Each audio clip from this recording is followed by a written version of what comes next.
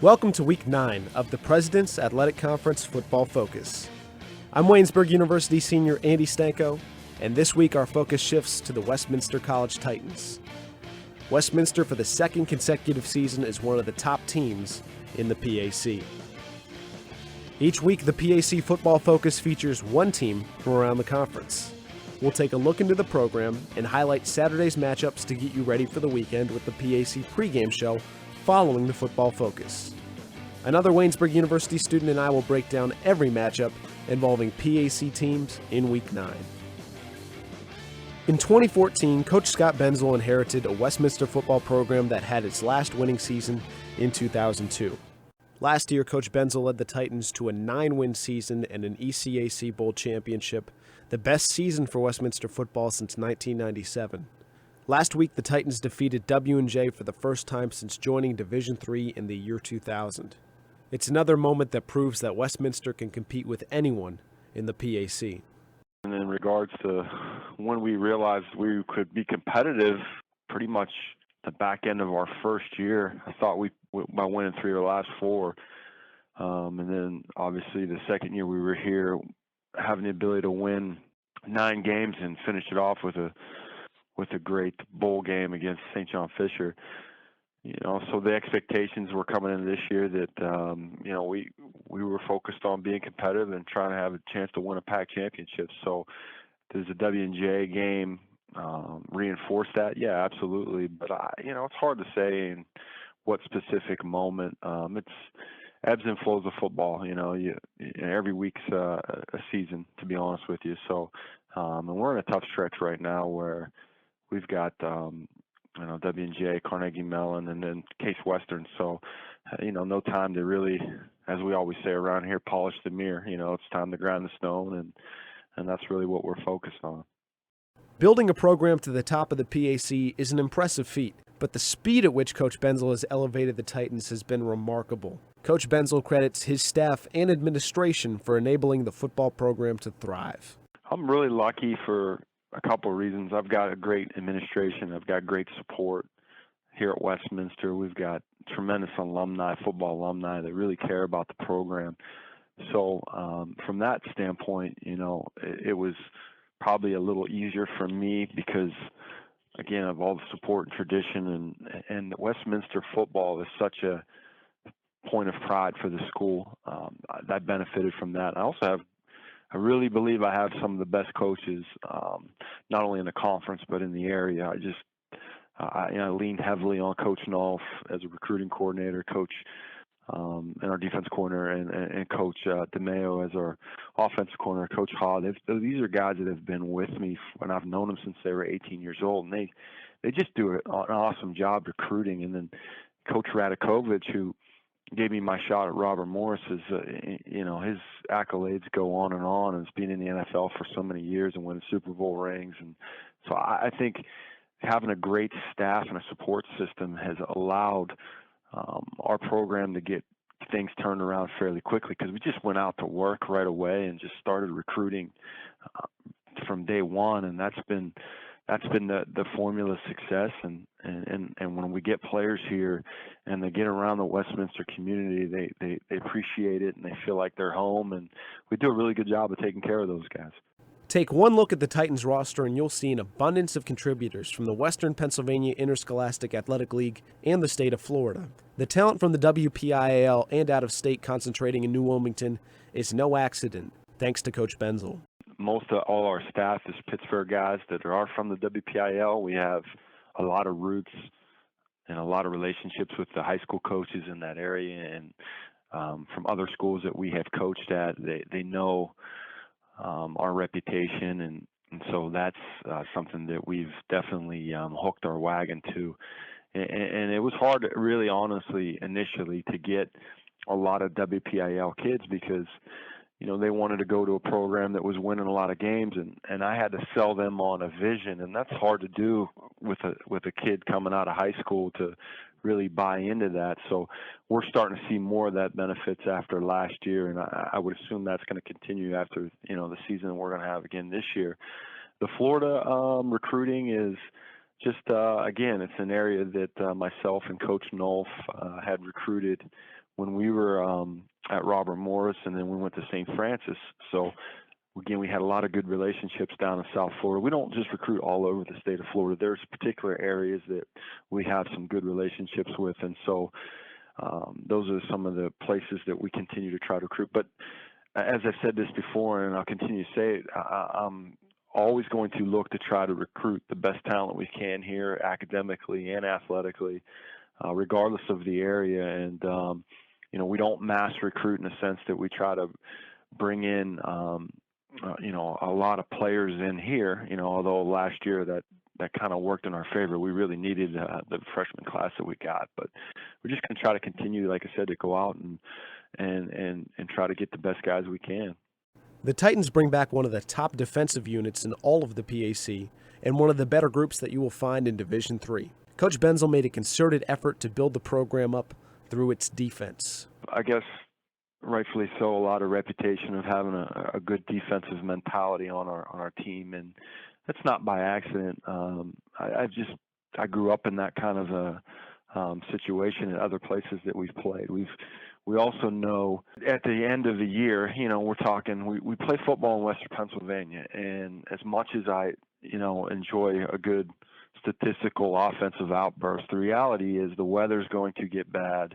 It's going to be hard to throw the ball all over the place, and so we always felt like playing great defense and controlling the ball was a successful formula for winning games, particularly in this area. And, I learned that defense from Coach Radakovich. It's a pro-style system. It's not easy to learn, and so it takes some time. The nice thing that you're seeing is we've got a lot of retention from year one now to year three, so we've brought guys up through this defensive system, and they've gotten better at understanding how to play and how to fit and to be sound. And so it's been fun to watch. And the one thing I think we have an advantage here is, again, I've got my mentor here, Coach Rad. And so anytime I got questions or we need answers, he's right there to help. The Titan defense is one of the most accomplished and expressive units in the PAC. Coach Benzel says that his staff coaches the defense to play with passion, and that's yielded strong results so far.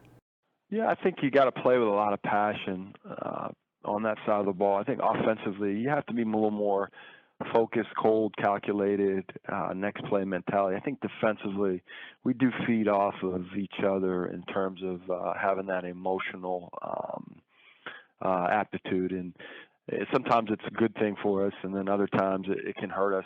Thomas More was an example. We had a couple untimely penalties on the defensive side of the ball that resulted in points, and so there's that fine line. But that's just been a way that we've coached it, and that's just been our kind of MO. We want our guys to play with that kind of mentality that we're going to shut you down and we're going to enjoy doing it. That's honestly how we coach it. We like our guys to be excited, and we like our guys to get after it and really try to enjoy it. And we do that against each other in practice too. We try to get our offense a little bit fired up too, and our offense gives it back a little bit. So it's a good environment to play in. However, as I said, you do have to have that element of focus when those are critical areas to play and control, and that's something that I think we're always working on. The Titan offense might not rank among the league's very best offenses, but through 7 games, Westminster's put up 35 points and 400 yards of offense per game, which is plenty for winning football. It's experience. It's having the chance to play in a system for more than 1 year. The nice thing about Paul and Bentley and Dom in particular, these guys all started out as freshmen, and they went through all the ups and downs, and now they're experienced, and now they're the ones that aren't panicking. They know the plays are there. We just have to execute. And I think a lot of times what happens is, again, we're not a great statistical team in the sense that if you look in our conference and you look at some of the numbers that other offenses put up, and they'll say, wow, Westminster's offense isn't comparable to those guys. Well, I don't particularly agree with that. We just don't have a system that, we're a up-tempo type of unit that tries to score on every single play. We try to control clock. We want to drive the football. We want to keep our defense on the sideline, and we ask our offense to run the ball in a lot of situations that maybe other teams would tempo and throw it. But again, it all kind of goes back to our philosophy of where we want to be, particularly in late in the season, and we call that championship time. And championship time, you're going to get in some games where shootouts just aren't going to happen. Now, I feel comfortable if we have to get in a shootout. I really think that Paul and this receiving core and our playmakers, particularly our offensive line's done an awesome job protecting Paul. I feel like we can score with anybody. It's not something that we ask a lot of our guys. But I think you're 100% right, Andy. I think, we are balanced, and we've got all three sides of the ball really contributing, and that's what you need to do to try to win, particularly in a tough conference like we have. Westminster's offense stands out in how it refuses to beat itself. The Titans have just 8 giveaways on the season, the fewest in the PAC. Quarterback Paul Colombo has only been sacked 8 times in 7 games, and the Titans convert on 47.5% of third downs. And there's a good saying, it's not what you teach, it's what you emphasize.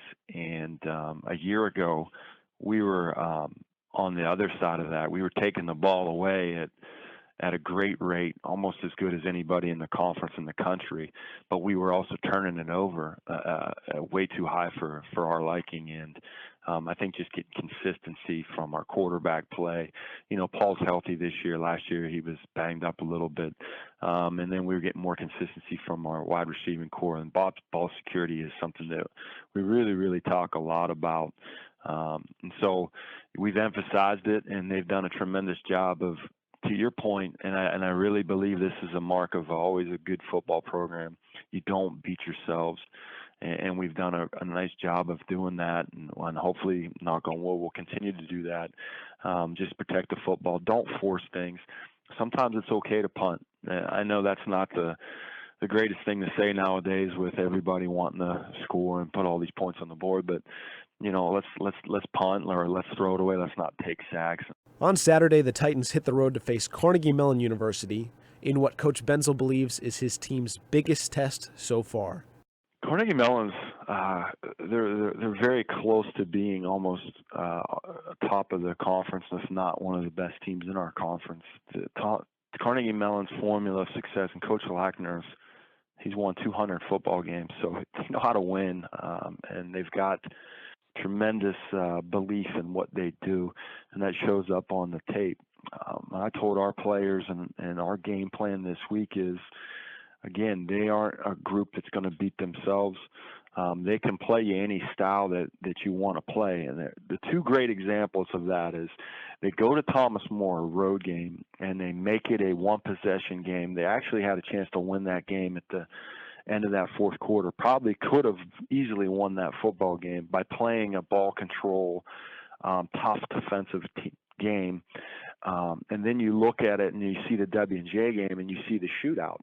So they're capable of playing it any way you want to play it.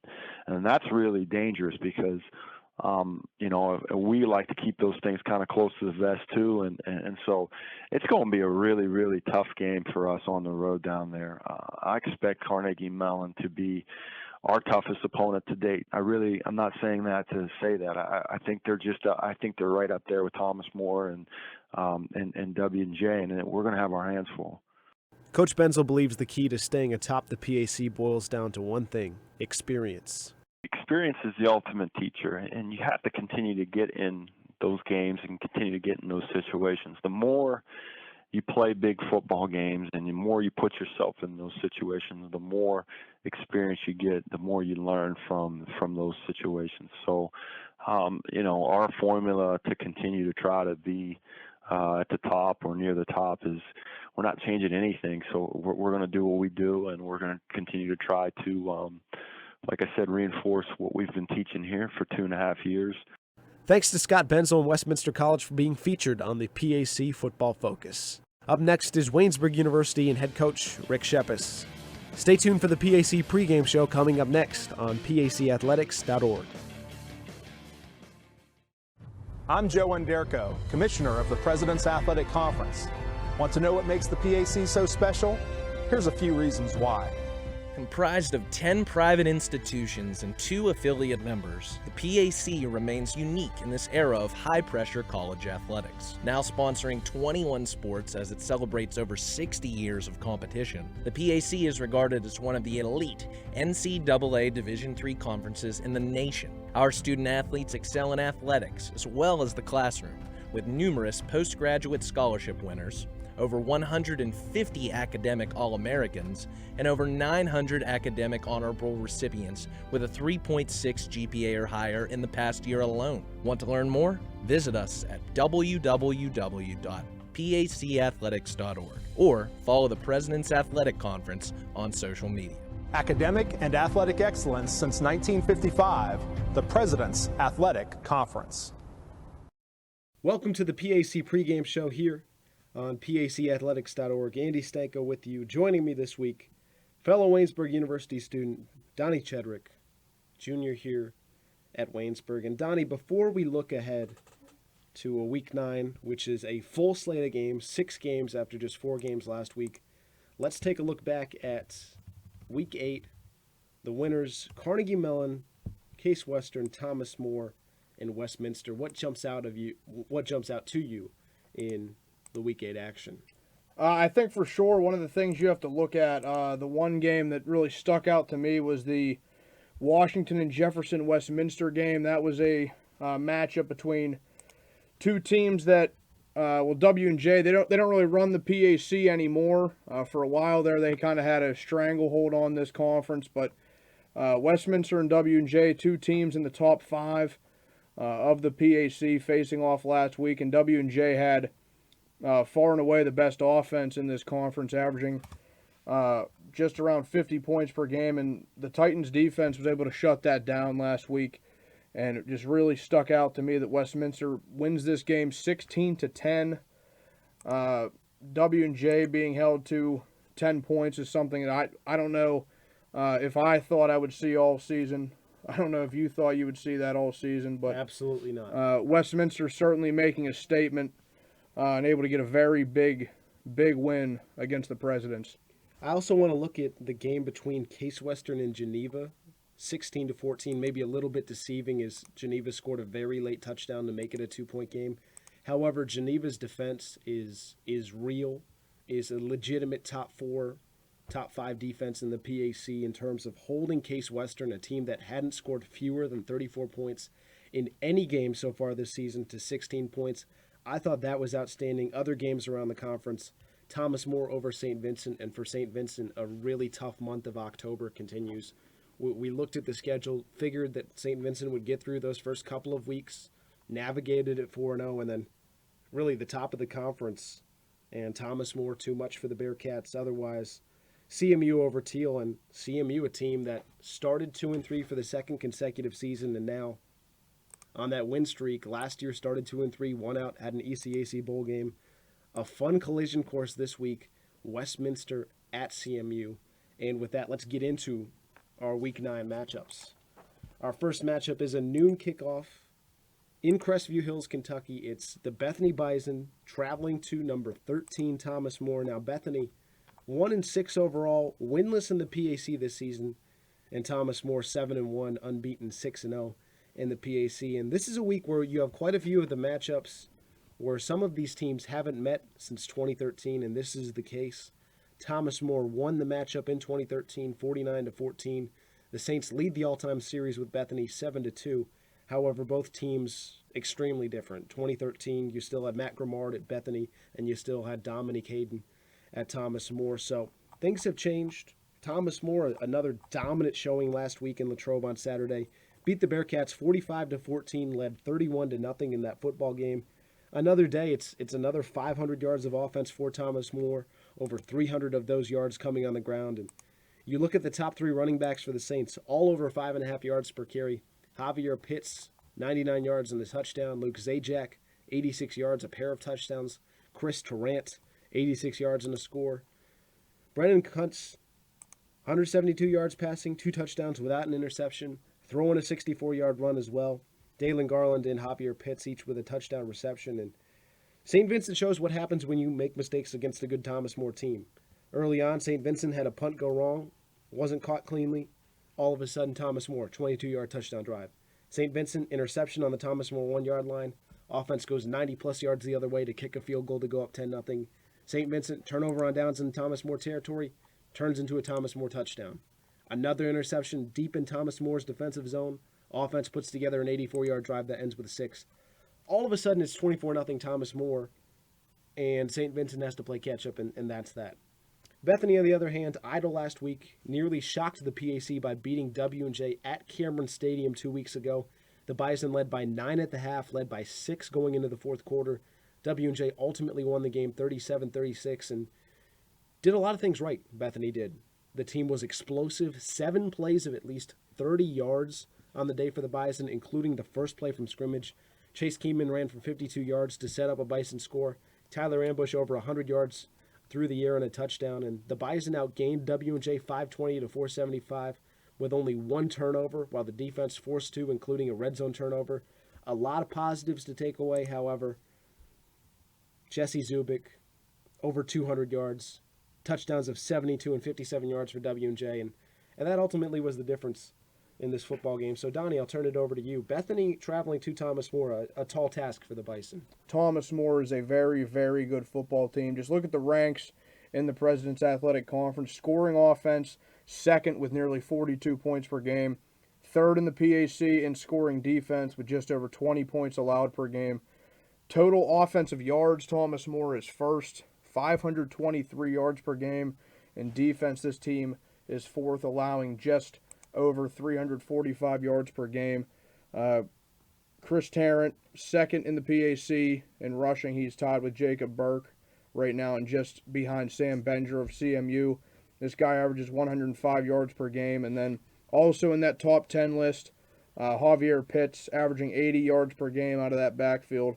And really, he's a guy that averages over 7 yards per carry. So not a lot of carries in every game, but he's a guy that gets yards whenever he's called upon. And then Brennan Kuntz has been one of the better quarterbacks in this conference, only a junior, but he has thrown for 20 touchdowns on the season, almost 1,900 yards, only 4 interceptions. So this team has really had a potent offense, and they kind of get overshadowed because W&J has had such a great season offensively, but this team brings the defense as well, which is why Thomas More is arguably the best team in the conference.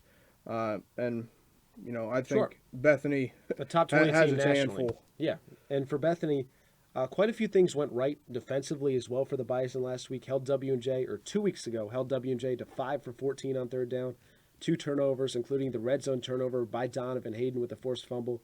And outside of Jesse Zubik, the W&J offense was held under control. The longest play by a President not named Zubik was just 19 yards, so they did a good job of bottling up everyone else. But at the end of the day, 235 yards, 2 touchdowns, with 3 50-plus yard receptions for Zubik sunk the Bison. I do want to mention this note for Bethany. Punter/defensive back Aaron Fry punted extremely well against the Presidents 2 weeks ago in terms of putting the ball deep, an average of 51 yards, 3 punts inside the 20, just 1 touchback. He leads the PAC in punt average for the second consecutive year, and he's a leader on that football team. I'm also happy to see Jalen Holmes is back and looking like himself for Coach Garvey's crew. 18 carries, 89 yards, a score versus W&J. Raekwon Wright also 63 yards on the ground against the Presidents. This Bethany team has some potential, especially in the run game. We've seen Chase Keenman have some big games rushing the football, and they were able to do that against W&J. But on the other side, Thomas More is a team that gets a lot of respect nationally. You look at the top 20 teams, top 18 teams specifically in the country, Thomas More is the only team in that group with 1 loss that isn't to another top 6 team in the country. That shows how much the voters respect Thomas More as a program and what they've been able to do this season, even after losing in week 1 to Franklin. Finally, I want to make the point, Donnie, you talked about the running backs and how you've got a couple of leaders in the PAC. I'll say this, Brandon Kuntz is, I'd say, underrated, and you could say this for a lot of offensive players on Thomas More, but he's really, really good. After seeing him live and his mobility and his accuracy, He's top 5 in total offense, 278 yards a game. He leads the PAC in yards per play, the only quarterback over 8 yards a play, 20 touchdowns, 4 interceptions, top 10 in yards per rush. I really think that come the time at the end of the year when you're looking at the all-conference teams, obviously Pete Coughlin, Rob Kuda, Derek Stewart, some of the passing leaders are going to be at the top, but I'm really interested to see the case that Kuntz has to make a claim for one of those 2 all-PAC spots in the first and second team, because I think he's a really talented player. But let's move on. Next matchup being Case Western Reserve traveling to St. Louis, Missouri to take on the Washington Bears. Now, this is a reminder that when Case and CMU joined the PAC in 2014, they joined for 8 conference games. However, the Spartans and Tartans still played their UAA rivals Washington in Missouri and Chicago every single year. Now, earlier this year, Washington beat CMU 41-34 in overtime. The Bears overcame a 21-0 deficit in the first half and stuffed Sam Benger at the goal line in overtime. So you've got a good Washington team coming into this matchup with its best start since 2007 with a 6-1 overall record, 5-1 in their other conference. Case Western, of course, comes in 7-0 overall, 6-0 in the PAC, and for the first time this season, Case Western actually sneaks into the D3Football.com top 25. And last season, Case Western beat Washington in Cleveland. Final score of that game, 34-16. Case had possession of the ball for almost 40 minutes in that game. Rob Kuda passed for 299 yards, a couple of touchdowns. Washington quarterback J.J. Tomlin loves to throw the ball around. He passed for 354 yards on this Case defense and a touchdown, but he threw 6 interceptions against Case on a day in which he passed 59 times. I know Adrian Cannon is looking forward to playing against J.J. Tomlin again. He had 3 interceptions in that game against the Bears. And looking at this game, Case Western, we mention it every week. No W&J, no Thomas More on the schedule, a chance to go unbeaten, a chance to compete for the PAC title, and if not that, an at-large bid to the Division III football playoffs. And I'd say last week was one of the closest calls that the Spartans have had. They beat a scrappy Geneva team 16-14, and for the first time all season, this game really wasn't out of hand in the fourth quarter for Case Western. And for the first time this season, the offense was held under control. The stat I love to go back to is the fact that Case with Rob Kuda has only lost when other teams have scored at least 30 points, but Geneva is the first team to hold Case under 35 points this season. And the formula for the Golden Tornadoes, they took an early lead, possessed the football for much of the first half. Geneva scored on a 15-play, 75-yard drive that ate up the first 9 minutes about of the game. And then Case scored on a 4-minute drive of its own and then didn't get the ball back in the entire first quarter. You saw Case was 1 for 3 on third down in the second quarter. Your score 7-6 Geneva at the half. Geneva had the ball for 21 of 30 minutes. However, in the second half, Case puts together a couple of long drives, 5-minute drive, 61 yards and a touchdown, 76-yard drive, 5 minutes, a field goal by Ben Carniel. And then you go up 2 scores on Geneva. Geneva fumbles at an inopportune time. Geneva gets a late score but runs out of time. So Case Western finding a way to win. And on the other side, Washington escaped Jackson, Mississippi with a 31-28 comeback over a 2-5 Millsaps team. J.J. Tomlin's 59-yard touchdown pass to Kevin Hammerlund gave the Bears a 31-28 lead with just under 9 minutes remaining in regulation, and Washington blocked the game-tying 28-yard field goal in the final minute to give Larry Kindbaum his 200th career win at the college level. So, Donnie, Case Western, Washington, what do we have? Well, Case Western, a lot of the same whenever we talked about Thomas More. This is a team that's right at the top of the President's Athletic Conference in almost every category, scoring offense over 40 points per game, allowing just over 14 points per game, and that's number 1 in the PAC, and scoring defense, also in total defense, allowing under 275 yards, and then offense that gets to nearly 500 yards per game. You talk about the big hitters, Rob Kuda, Jacob Burke, who is tied for second in the PAC in rushing, 105 yards per game. Rob Kuda, you find 4th in passing per game, and that's behind Coughlin, Stewart, and Kuntz. There's Rob Kuda right behind those 3 for 230.4 yards per game, which you look at that and you say he's 0.4 yards out of 3rd place. So that's how close he is to being in the top 3. And then a receiver who is 2nd in the PAC in receiving yards, and that's only behind Jesse Zubik, who is the main target for Pete Coughlin, who is the top quarterback in the PAC. So you see that domino effect, sort of. But, yeah, Brendan Lynch, 119 yards per game. This is a very, very good football team. Case Western, whenever you look at them, 7-0, 6-0 in the PAC. You mentioned that this team has a really good chance at going undefeated. This one, going on the road to Missouri, it could be a tough one for them. But, if Case Western gets past this one, this team could win the President's Athletic Conference. I think that's what this team has to be looking at. And really 18th in defense at the Division III level against the pass. So this team can just do it on both sides of the ball. It sounds pretty similar to how I talked about Thomas More, but that's because both teams are very successful. So We'll Case see. Western, one of the best in the PAC. I'm fascinated in seeing this matchup of Washington's pass game against Case Western defensively. J.J. Tomlin is one of the finest quarterbacks that Washington has ever had, and he's thrown for over 300 yards in every game except one this season. Last year, he threw for 3,300 yards and 29 touchdowns. This year, he's got over 2,400 yards and 22 touchdowns. To put that in context, he's passed for over 400 more yards than Pete Coughlin this year, but would rank second in the PAC in touchdowns if he was beamed into the conference right now behind Coughlin. And you've got a guy in Kevin Hammerlund who's having an outstanding season at the receiver position. He's had at least 6 catches in 8 games. He's been over 100 yards in each of his last 4 games for Washington. 5 touchdowns down that stretch as well. For Case, we're going to learn something about that defense because Washington is going to challenge that pass defense. Case has played against 4 first-year PAC starters and a young Teal offense led by senior Ryan Radke. And then they've also played a Geneva team that doesn't pass the football. Tomlin passed for 370 yards and 4 touchdowns against Carnegie Mellon University earlier in the year. And you've got Hammerlund and Matt Page, each over 100 yards, 2 touchdowns in the game against CMU as well. Same with the third down defense. This is a team that's going to test Case on third down. Washington converts 51% of the time.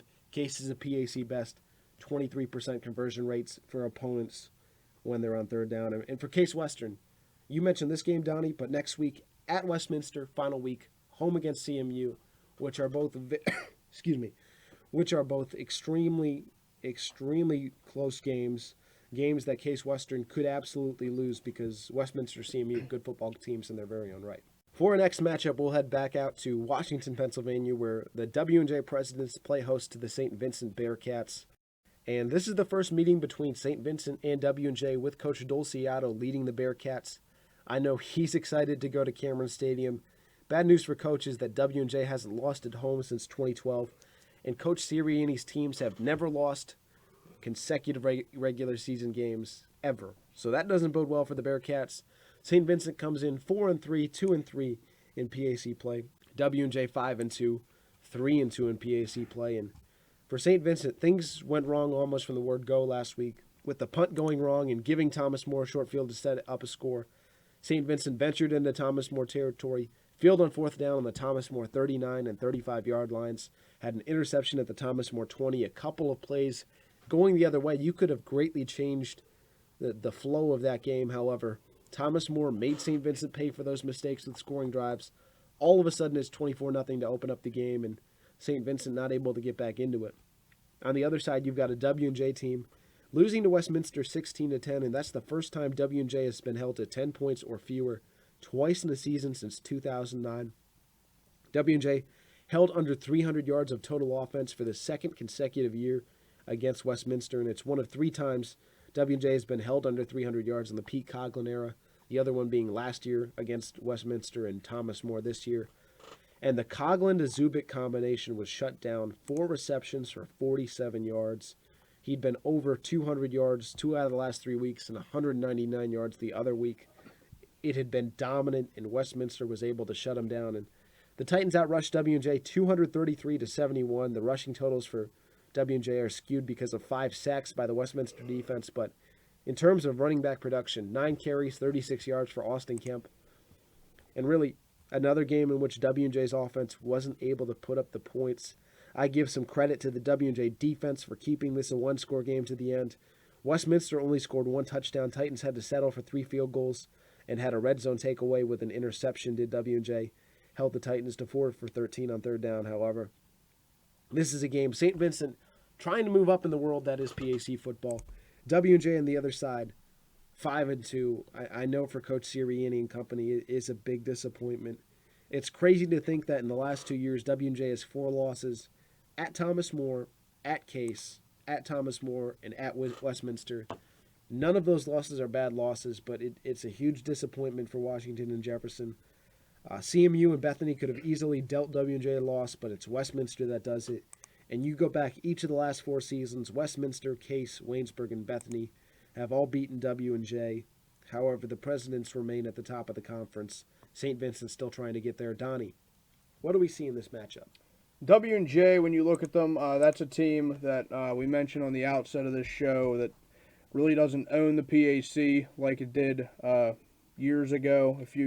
Still a big deal to beat the Presidents. Yeah, still, and it's still a team that's hovering around the top 4 of the conference right now, really chomping at the heels of Carnegie Mellon, a team that W&J does have a victory over on the season. So right now, W&J taking on a team right below them in St. Vincent. This is a team that W&J can try to rebound against. Pete Coughlin had no touchdowns and 3 interceptions last week. That is not a Pete Coughlin type of game, but still on the season, 2,000 yards, 27 touchdowns, and only 6 interceptions. So you take one game where he has 3 interceptions, and the rest of the games this season, he had 27 touchdowns and just 3 interceptions. So he has been fantastic this season. You mentioned his main receiver, Jesse Zubik, over 1,000 yards receiving, 14 touchdowns. Austin Kemp has been the main runner on the ground with 500 yards.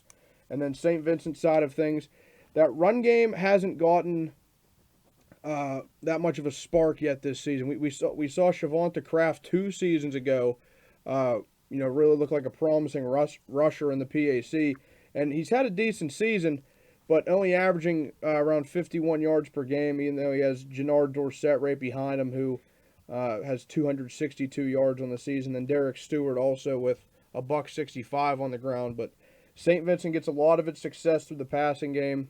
Stewart is second to Coughlin in the PAC in passing yards per game, so we get to see the top 2 quarterbacks in this matchup as Stewart has 1,900 yards, 19 touchdowns, and 9 interceptions. There have been games where he has had very big games, and then there have been games where he's been shut down for the most part. Bingo. But he's also had more targets than what St. Vincent has offered in the past. Damon Black, 6 touchdowns. Dalton Dietrich, 6 touchdowns. DJ Ocean Kelly, 5 touchdowns on the season.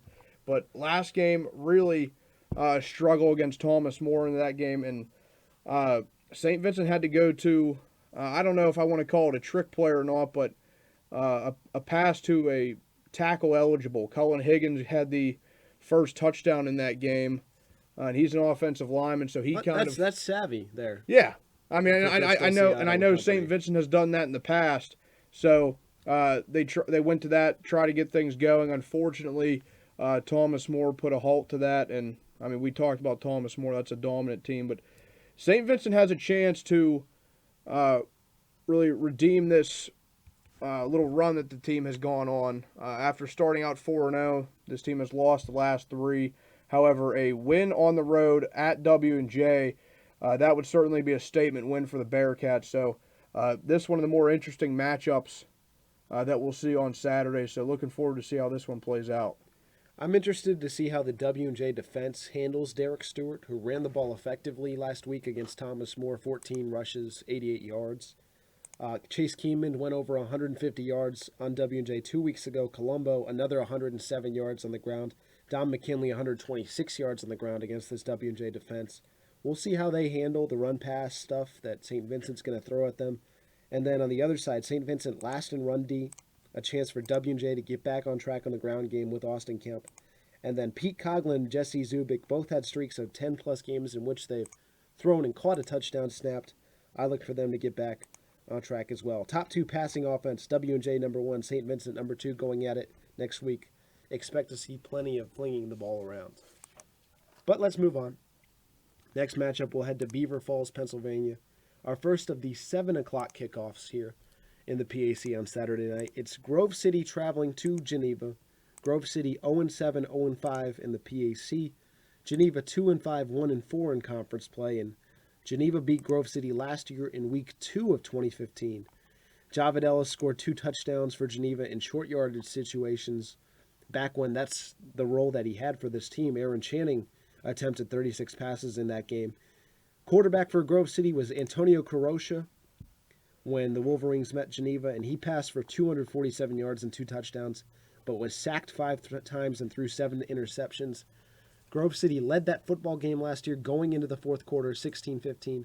However, Geneva scored the go-ahead touchdown with 6:46 to play in regulation, and the Wolverines couldn't find the end zone again. So, Grove City idle last week, lost to Westminster 52-23 2 weeks ago, and Westminster really dominated Grove City for the majority of that game defensively.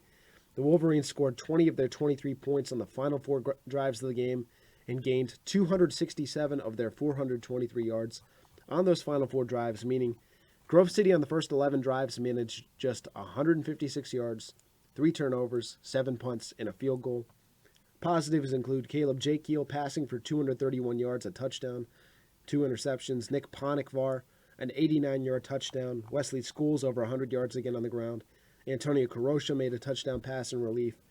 However, Westminster was on a short field all day because of punt returns and turnovers. And the question is for Grove City, will we see LaFoon this week or for the rest of the season? He was knocked out 3 weeks ago against Thomas More. And for Grove City, still winless, still looking for that first win since 2013, the final week against Teal.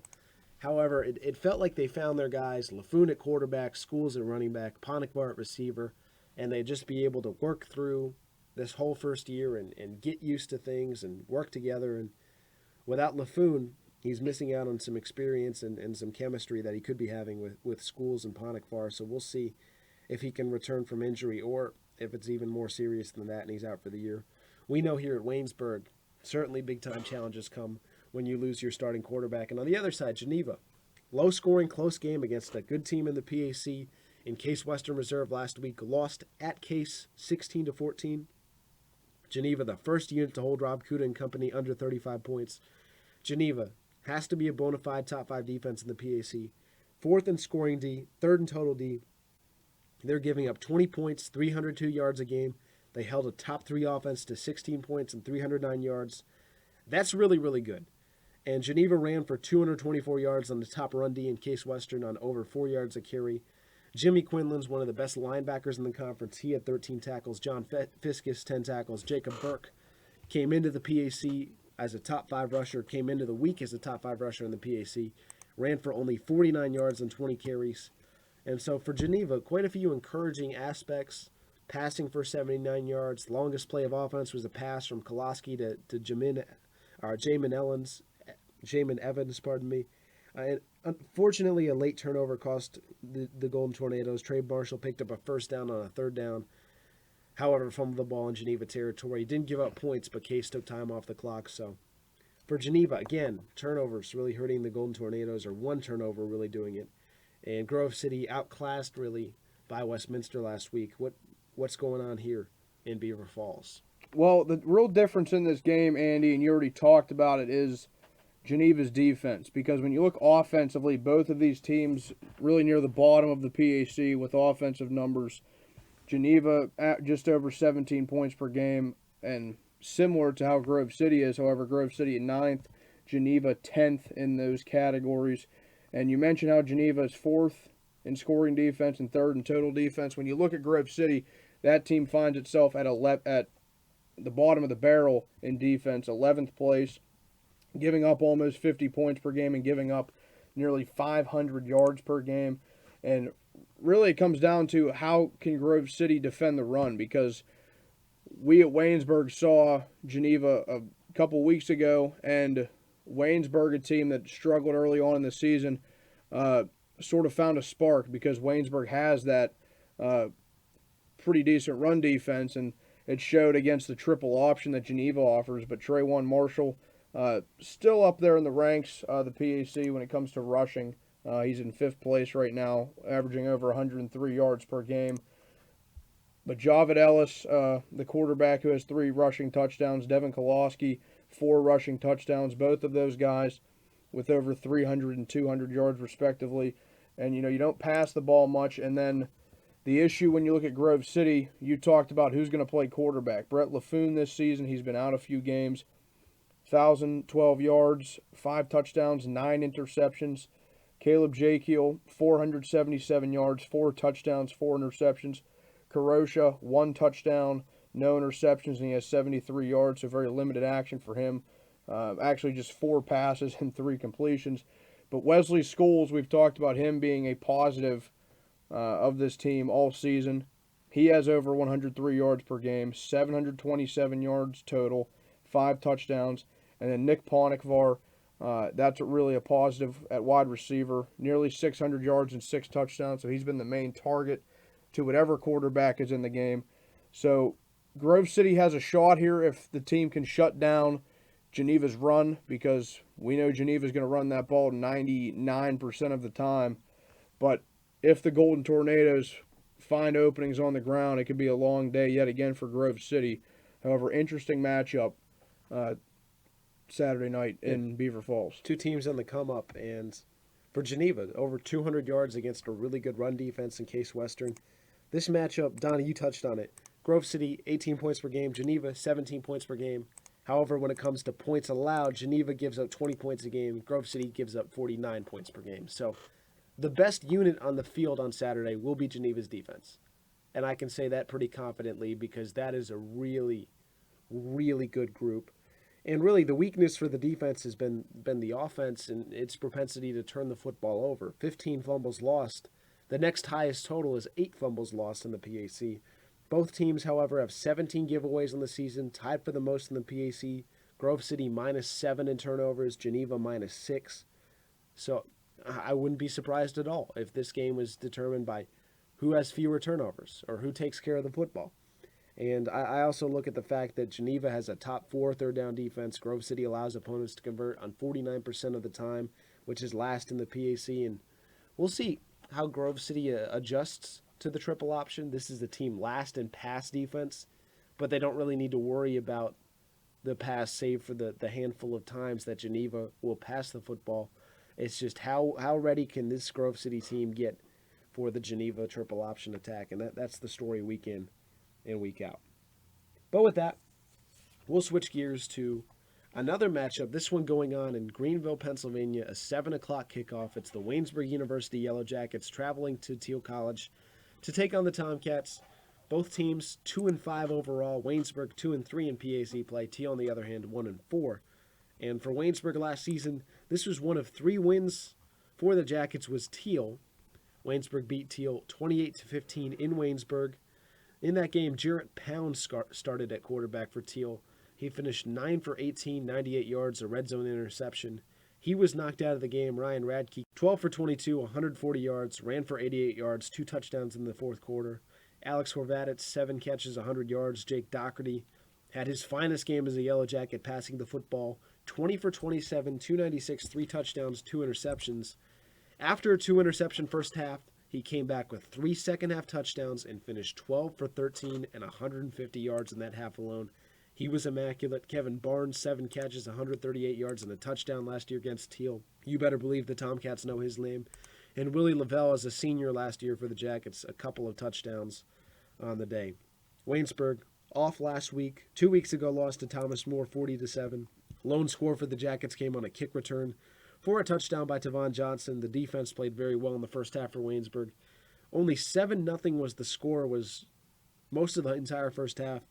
Thomas More added a field goal as time expired, but it could have easily been 7-7 as Waynesburg was inside Thomas Moore's 5-yard line. But it was Austin Copeland who broke through the line and forced a fumble before Perrone could even hand off. In the third quarter, Thomas More breaks the game open with one of their explosive quarters, 21 points, and it's 31-7 going into the fourth. On the other side, Thiel and CMU last week. CMU won that game 49-33. The Tomcats were able to score with the Spartans through the first half, but trailed 28-21 at the break. But Thiel stalled in the fourth down, twice in the third quarter on the CMU 19 and CMU 33-yard line, and the Tartans extended their lead to 42-21 and eventually that 49-33 final. And the Teal defense held Benzer under his average in terms of yards per game, only 130 yards, but he had 4 touchdowns, a big reason why CMU was 5 for 5 in the red zone with 5 touchdowns. Alex Klein passed effectively on this Tomcat defense, 292 yards without an interception and a score on the day. Teal outrushed CMU, so the second straight week outrushing Case and now CMU, 254 to 241. Nick Barca, 153 yards on the ground, 3 touchdowns. Radke, 106 yards on the ground, a 45-yard touchdown. Jaquan Hicks, 9 catches for 123 yards for the freshman. And Horvatits, 6 catches, 55 yards on a touchdown. And for Teal, breaking in new schemes on both sides of the ball. It's a young offense that's looking to get things together. Not able to get enough points on the board to beat CMU, but 49, a tall number there. So, Donnie, Waynesburg and Teal, this feels like a pretty even matchup on Saturday night. Yeah, and this is a winnable game, really, whenever you look at both sides of things. Because looking at it, you have Waynesburg 2-5 overall, 2-3 in the conference. Teal, a similar overall record, and 1-4 in the conference. But an interesting note, Waynesburg has won its last 10 games against Teal, and that is a streak that really goes back to 2006. That's Coach Shepps' second year, when he was in his second year. However, this season, not a normal season for Waynesburg football, and I say that because, yes, some injuries have plagued the team. You have a bunch of young running backs, but this team, the worst scoring offense in the PAC with just 12 points per game. However, the defense has been there, and they've come up big in a couple games this season. Geneva is one that we look at specifically, but 5th in scoring defense, 5th in total defense. However, that run game that I mentioned has been very dismal this season. Really, 3 freshmen that lead the way. Chad Walker, only 197 yards this season on 62 carries. That's only 28 yards per game. Whitney White, 43 carries, 150 yards. That's only 25 yards per game. And Aaron Jenkins, who we could see at quarterback in this game, he has 24 carries for 99 yards, and he averages just under 25 a game. So Waynesburg still pretty deep into this season now has yet to get the run game going. And to not have a running back over 200 yards is something that Coach Shepps isn't used to, especially with guys like Jerry Lawman and Jake Forsyth in the recent years. But having an injury to Jake Dougherty early in the season against Carnegie Mellon, that didn't help anything. As he was off to a pretty decent start, 565, 4 touchdowns, 1 interception. Tyler Perrone has had some time in there. He has nearly 600 yards this year, 2 touchdowns, 4 picks. Aaron Jenkins, almost 300 yards, but a touchdown and 3 interceptions. So whoever Coach Shepps has at quarterback, whether it be Perrone or Jenkins, these guys can't turn the ball over, or else Waynesburg could fall in this game. And really, Waynesburg has to look past it being a road night game. Don't get distracted. Don't think, hey, it's Halloween weekend. But Teal coming on the other side, this team has Ryan Radke, who we know has been one of the most exciting players in the PAC. Passing-wise, 1,400 yards, 13 touchdowns, 5 picks, and he leads his team in rushing with 6 touchdowns and 672 yards. So this kid, very exciting. The Waynesburg defense has to contain Ryan Radke. That might be the number one key to this game on Saturday night. Yeah, Radke is on pace to match and even go past the record that he set for total offense as a sophomore in the 2014 season. So he certainly is a threat for this Teal team. And for Teal, I'm looking at them defensively and talking to Coach Bloom last week that they're really dealing with injuries along that defensive line. They're converting some linebackers over to the defensive line. And they've given up a lot of points. Last 5 weeks, 57, 35, 62, 48, 49 points. Good offenses in the last 3 weeks. W&J, Case, CMU. But also 45 points to Bethany, 35 points to Geneva. Bison and Golden Tornadoes are ranked 8th and 9th in the PAC in scoring respectively. So for the Jackets, perhaps a chance to get things going offensively against one of the defenses towards the bottom of the PAC in terms of scoring defense. But for Waynesburg, this Jacket offense, since Jake Dougherty got hurt, Waynesburg scored 38 points, Those points include a kick return for a touchdown, 2 touchdowns drives set up by either punt returns or turnovers within 30 yards of the goal, a field goal that was within 30 yards of the goal when the turnover occurred, and then only 2 drives of at least 50 yards for scores. The offense has really struggled. Talking to Coach Shepis in terms of his starting quarterback, it's going to be whoever has the best week of preparation.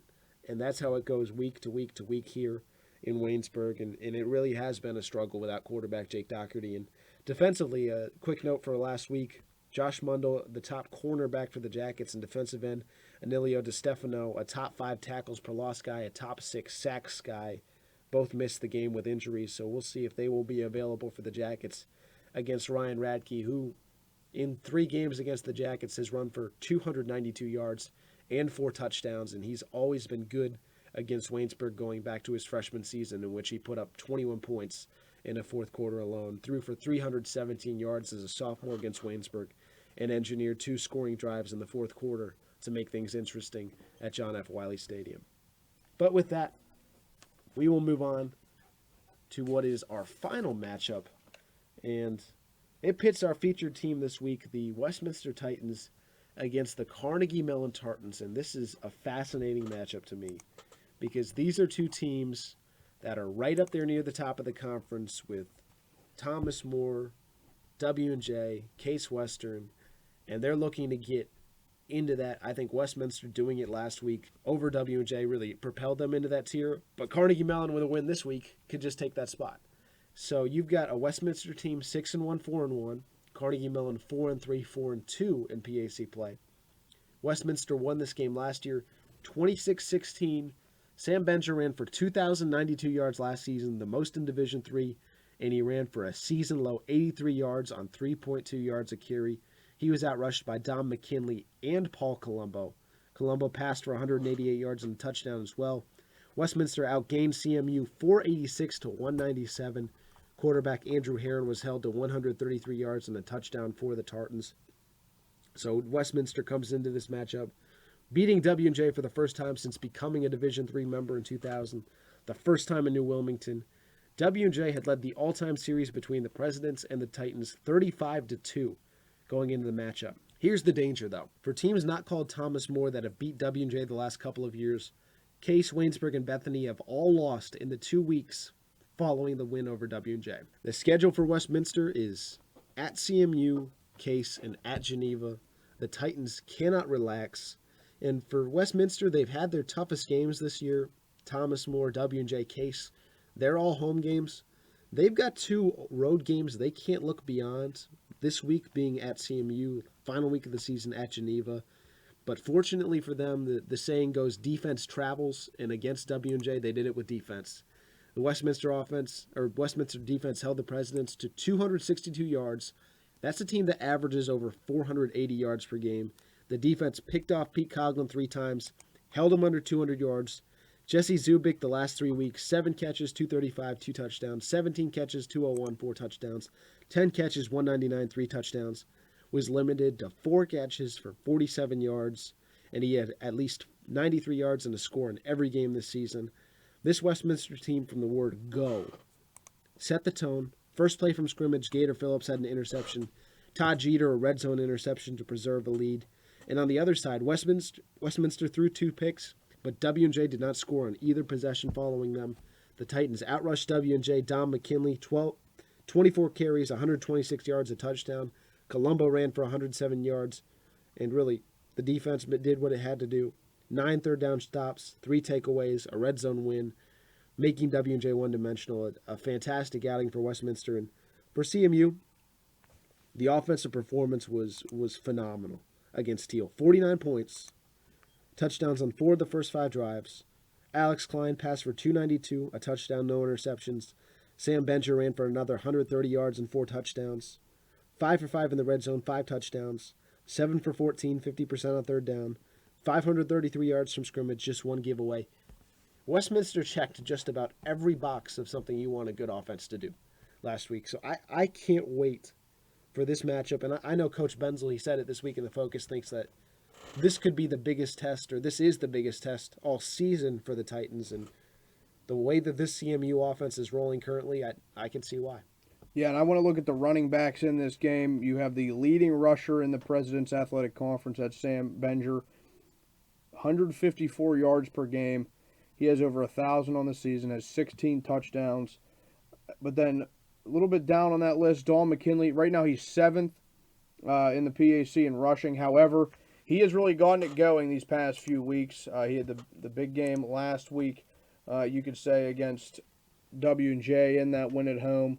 As he surpassed 100 yards yet again. He was good against Thomas More, too. Yeah, the two biggest games of the year, he showed up. Yeah, very good the past few weeks against Thomas More, St. Vincent, W&J. And on the season, he has 634 yards and 6 touchdowns. Paul Colombo, he's been good Paul Colombo, like he was last year in the past few years. 1,258 yards, 12 touchdowns. 4 interceptions. I think that's the key, too, is the fact that they can take care of the football and protect Colombo, who's only been sacked a handful of times this year. Yeah, and this team, with the weapons it has, Bentley and Paulinelli, the 2 leading receivers, both have exactly 244 yards on the season. Bentley with 1 more touchdown than Paulinelli. And really how this Westminster defense can contain Sam Benzer is how it will fare in this game, because Benzer, it's no secret, he's the main weapon that this team has. I already went through his numbers, but 16 touchdowns.